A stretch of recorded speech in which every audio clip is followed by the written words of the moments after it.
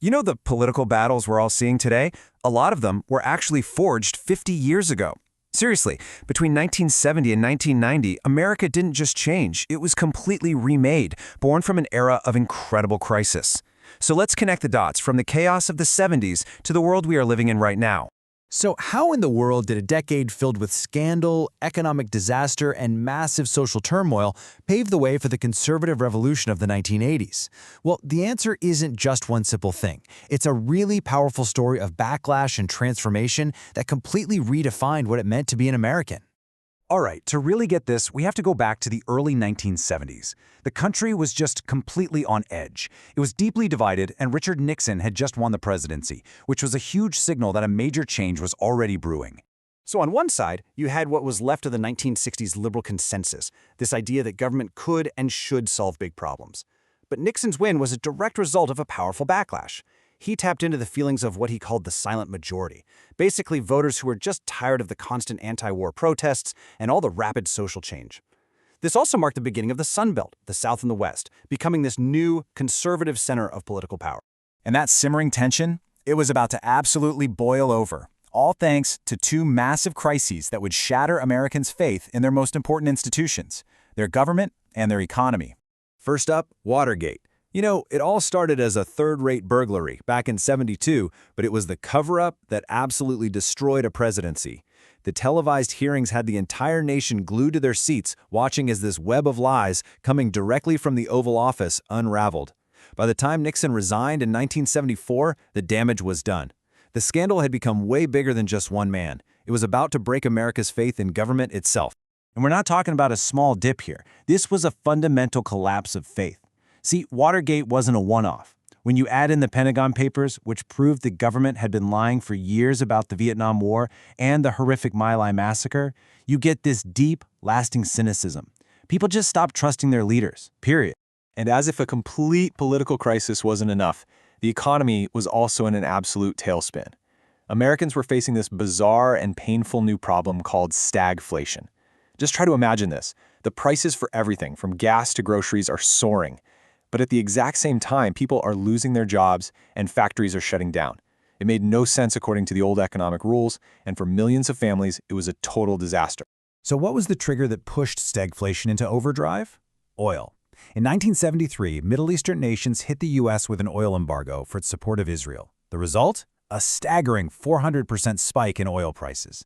And this wasn't some abstract number, it meant real-world pain. We're talking massive gas shortages, cars lined up for miles at the pump, and a shockwave that rattled the entire U.S. economy. But here's the fascinating thing. While Washington was completely stuck in crisis mode, a totally different kind of revolution was brewing at the grassroots level. People weren't just sitting around waiting for leaders to fix things, they were getting out there and demanding change themselves.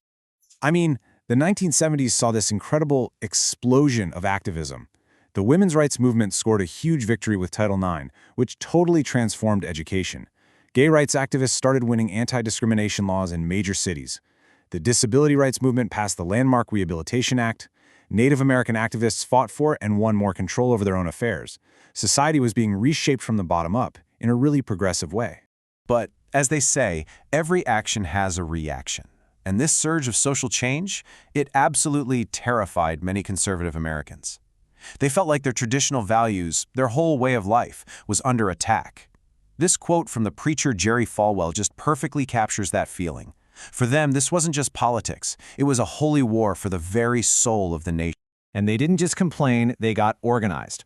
Falwell went on to found the Moral Majority in 1979, which was basically a political machine designed to turn evangelical Christians into a powerful, reliable, conservative voting bloc.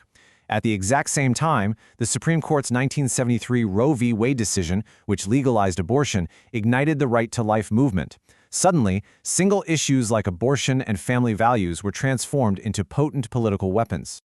Okay, so you can start to see how all these pieces are snapping into place, right? You've got a crisis of trust in the government, you've got real economic pain, and you've got this fierce cultural backlash. It all created the perfect storm for a new, powerful conservative movement to rise up. And this anti-government feeling wasn't just about culture.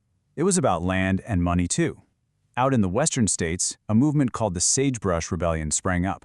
You had ranchers and miners pushing back hard against federal environmental regulations. They were arguing that these bureaucrats in Washington were killing jobs and just trampling all over states' rights. It was yet another clear sign of this growing conservative tide.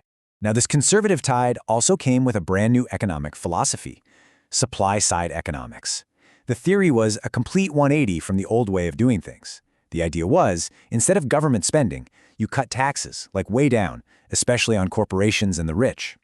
The thinking was that they would then take that extra cash and invest it, creating more jobs and growth that would eventually trickle down to everyone else. So all these different currents, the backlash against social change, the deep distrust in government, and this new economic theory, they all finally found their perfect champion: Ronald Reagan. His election in 1980 wasn't just a new president moving into the White House. It was the culmination of a decade of turmoil. It was a revolution. The 1980s brought a totally new vibe, a whole new cultural mood, and it's perfectly captured by this infamous quote from the Wall Street financier Ivan Boesky. It really was an era of deregulation, of wild financial speculation, and frankly, a celebration of wealth. The focus really shifted from making things to just making money. But behind that greed is good mantra, there was a pretty stark economic reality. While so-called Reaganomics did help spur some growth, it also had a massive consequence. Fueled by those huge tax cuts and a big increase in military spending, the national debt absolutely exploded. It tripled in just 8 years to an astonishing $2.7 trillion. And yeah, just like the Nixon years, the Reagan presidency was not immune to scandal. The Iran-Contra affair was a truly shocking abuse of power. The administration went against a direct ban from Congress by secretly selling weapons to Iran and then illegally funneled that money to anti-communist rebels, the Contras, down in Nicaragua. It was a huge blow to the administration's credibility. So when you look back, Reagan's legacy is, well, it's really complicated. On the one hand, he did oversee a period of economic growth and, crucially, made huge strides in easing Cold War tensions with the Soviet Union.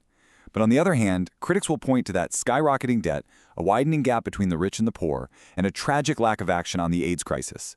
But through it all, his optimistic message just resonated so deeply with so many Americans, earning him the nickname the Great Communicator. Ultimately, the Reagan Revolution really did cement a conservative framework that reshaped America. The big debates that he brought to the forefront about the size of government, about taxes, about America's role in the world, those are still the central debates of our time. Which leaves us with a final question to think about.